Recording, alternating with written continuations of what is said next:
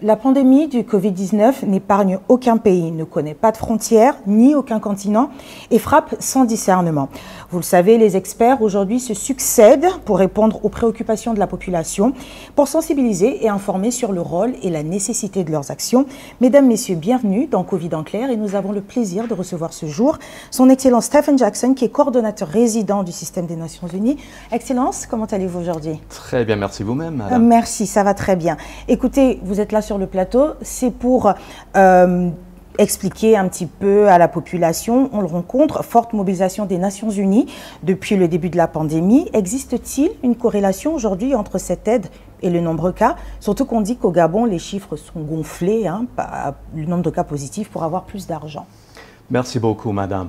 Tout d'abord, concernant cette question des chiffres gonflés ou pas, je dirais un non absolu. Ils ne sont pas du tout gonflés. Cette pandémie, c'est très, très grave dans le monde tout entier actuellement. Y a-t-il une corrélation ainsi entre la mobilisation des Nations Unies au niveau planétaire et ici au Gabon et cette pandémie? Bien sûr. Bien sûr. Cette pandémie, c'est parmi les défis les plus graves que nous avons dû affronter. Franchement dit, depuis la création des Nations Unies même, juste après la Deuxième Guerre mondiale.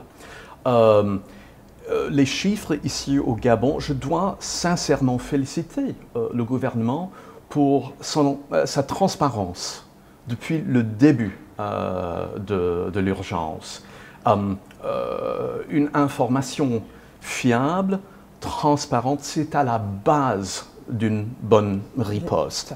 Et il y a eu vraiment cette transparence. Non, il ne s'agit pas des chiffres gonflés. Nous parlons actuellement d'au-delà de 3000 cas positifs, au-delà de 17 000 tests, n'est-ce pas? Et malheureusement 21 décès.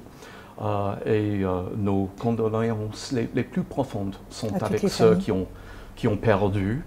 Nous devons tous lutter ensemble pour faire face à cette maladie qui est nouvelle. Que veut dire le 19 dans Covid-19? Ça veut dire qu'avant 2019, ce n'était pas connu comme maladie. C'est inédit comme urgence. Et comme je dis alors, c'est absolument à cause de cela que nous, les Nations Unies, ici au Gabon, et les Nations Unies tout entièrement au niveau mondial, se sont mobilisés pour confronter cette urgence. D'accord. On reviendra tout à l'heure. Oui. Depuis la survenance justement de la pandémie, le Gabon a déployé une stratégie de riposte qui se fait en plusieurs séquences. On le sait aujourd'hui. Comment appréciez-vous en tant que coordonnateur justement les mécanismes qui sont mis en œuvre? Je l'apprécie très bien. Est-ce qu'on peut dire que c'était parfait? Non, je ne crois pas que le gouvernement va dire que c'était parfait. Comme je disais, c'est une situation inédite. Tout le monde est dans l'apprentissage. Et, comme vous avez très bien dit, madame, c'est une riposte en séquence. Parce qu'avec chaque jour qui passe, avec chaque semaine qui passe, avec chaque mois qui passe, on est dans l'apprentissage. Et il n'y a aucun pays au monde qui a réagi de manière parfaite. Et je risque même peut-être d'aller trop loin, au plus loin. Le problème se présente de manière peut-être la plus grave dans les pays qui sont parmi les plus riches, où vraiment il y a eu une sorte de complaisance, une sorte de refus de reconnaissance de cette urgence. Et ici au Gabon, tristement, mais aussi heureusement, on a une expérience des pandémies. On a une expérience des virus qui se multiplient. Je dis souvent qu'en Afrique, on a déjà les mécanismes, les instincts, les procédures, les institutions même, qui ont cette expérience. Regardons la riposte il y a quelques ans contre l'Ebola, par exemple. Et ça n'existe pas en Europe, aux États-Unis. Et comme ça, ils étaient bouleversés. Bon, maintenant, pour parler de la riposte ici au Gabon, comme je dis, je suis très impressionné. Mais deux constats. peut-être tenons compte de la manière de laquelle ce virus se propage exactement, merci, à travers le monde. L'Afrique était parmi les zones touchées les plus récemment. Hein. Ça a commencé ailleurs. Et comme ça, on a pu bénéficier de l'expérience des autres pays.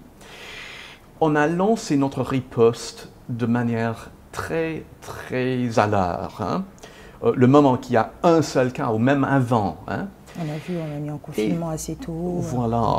Mais peut-être cela, en réfléchissant, nous étions peut-être les victimes de notre propre succès.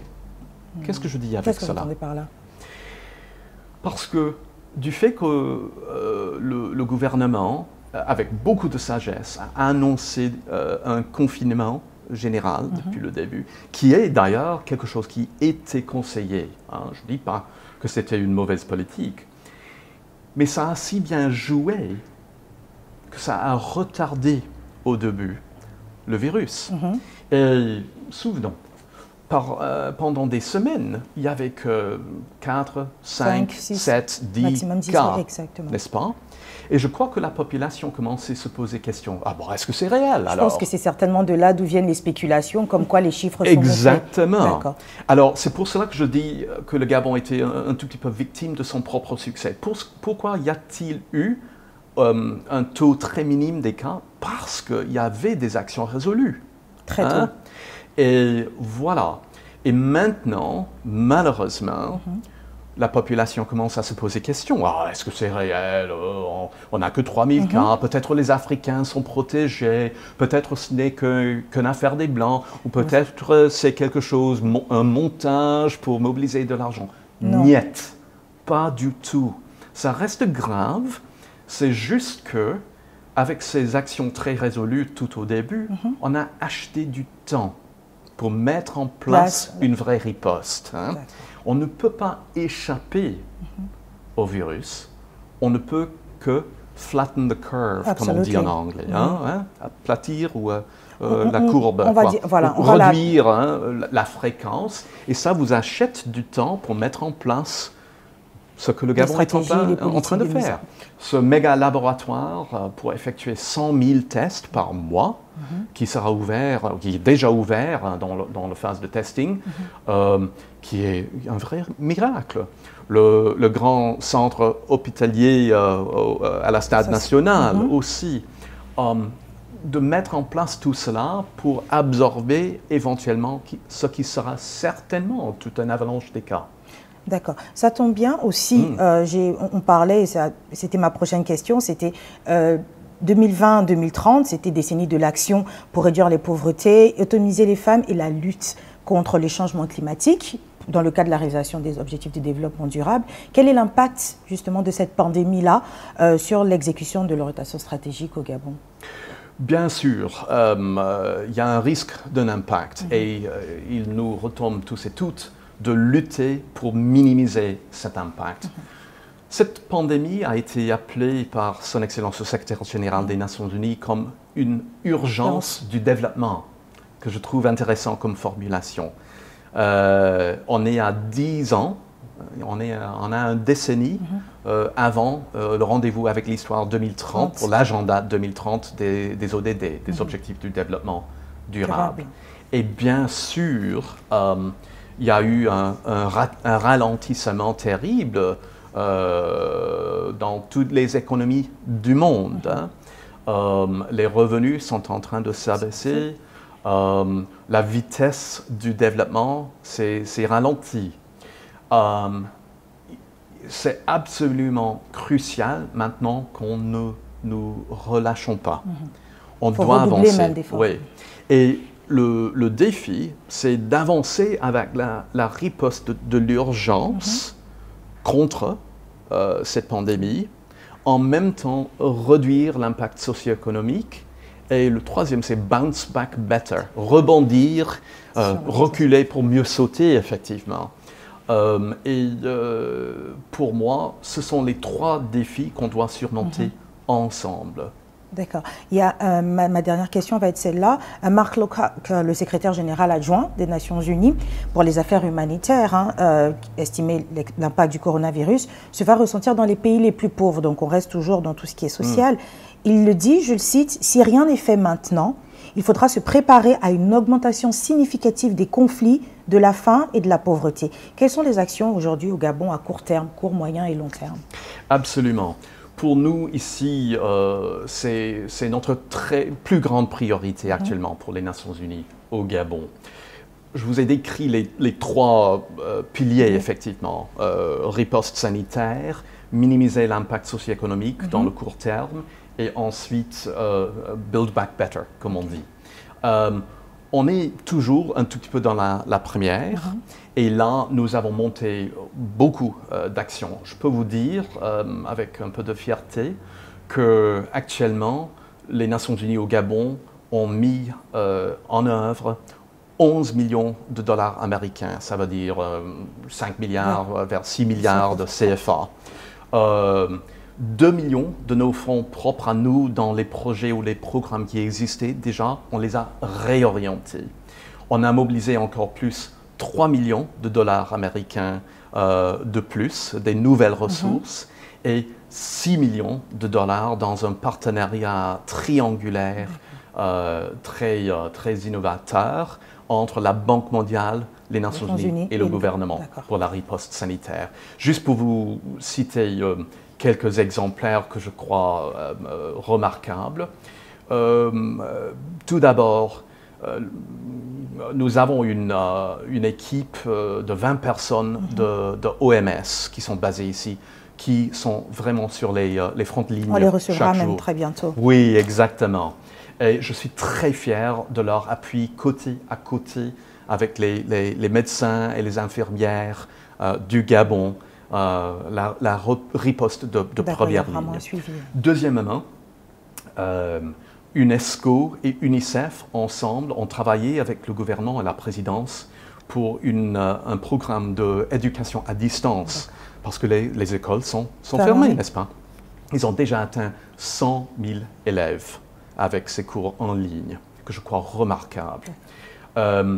On a le FAO, le programme alimentaire et agricole des Nations Unies, qui travaille dans le cadre des familles vertes avec le ministère de l'Agriculture et qui ont déjà formé à distance et fourni semences, outils à 4000 familles pour qu'ils puissent pousser leur jardin, des légumes, etc., pour renforcer la sécurité alimentaire.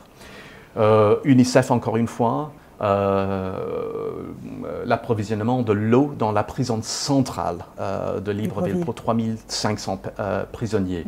Parce que sans eau, on ne peut pas se protéger, n'est-ce pas? Et dans une institution comme une prison, il y a toujours le danger d'une explosion de la pandémie. UNICEF, encore une fois, dans le cadre de ce que nous appelons WASH, aspect sanitaire, laver les mains, etc., 700 écoles qui vont bénéficier des stations de lavage. Je peux continuer, mais dans le deuxième pilier maintenant, qui veut dire réduire l'impact socio-économique. Tout d'abord, nos frères et sœurs de la Banque mondiale et du Fonds monétaire international et les autres partenaires techniques et financiers du développement du Gabon sont en train d'appuyer avec une massive contribution budgétaire. Je crois que le FMI a annoncé 150 millions de dollars américains pour renforcer le budget de l'État et pour diminuer l'impact socio-économique. Alors, tout cela pour dire qu'il y a toute une gamme d'actions, mais ce n'est que la première phase. Et de plus en plus, maintenant, c'est notre désir de s'orienter, bon, c'est pas pour oublier l'urgence qui persiste, mais maintenant de voir l'avenir.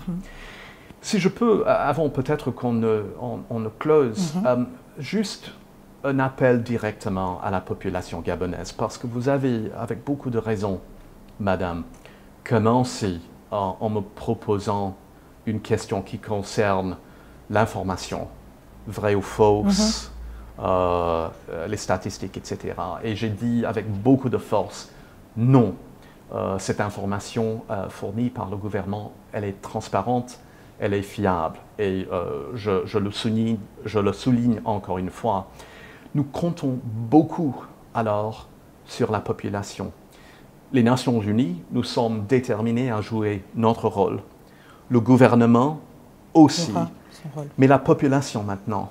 La porte des masques, laver les mains, éviter de sortir de la case sans aucun besoin, préserver la distanciation sociale. Toutes ces mesures-là, respecter les mesures barrières, c'est basique, c'est ennuyant. Moi-même, j'ai passé... Bon, aujourd'hui, ça fait la première fois depuis des semaines que je suis sorti de la maison, exceptionnellement, pour effectuer cette entrevue. Nous, les Nations Unies, nous travaillons par Zoom maintenant, et par Skype, et par online. En télétravail, oui. pour la plupart. Pourquoi? Parce que nous aussi, nous faisons notre part. Il faut montrer l'exemple. N'est-ce pas? Alors vraiment, c'est un appel de cœur à la population. Cette maladie, elle est réelle. Et il faut que tout le monde joue son rôle. Comme on dit au Gabon, on est ensemble, n'est-ce pas? On est ensemble. Il n'y a qu'ensemble qu'on pourra faire face. Voilà, ensemble, on va échouer cette pandémie. On va la donner le coup. Hein? Merci beaucoup. Thank you for being with us today. Thank you very Merci much. pour votre Perhaps temps. we should do the whole interview in English all over again. I wanted to, but you know, some people might say, why they do the interview in English? Vous Much avez better. vu, merci encore Excellence d'avoir été avec nous. La mesure ultime d'un homme n'est pas où il se trouve dans les moments de confort et de commodité, mais où il se trouve dans les moments de défi et de controverse. La pandémie est bien réelle. Il y va de la responsabilité de tout un chacun de prendre soin de soi et de son prochain. Merci de nous avoir suivis. Merci à la réalisation. À bientôt dans un prochain numéro. Merci.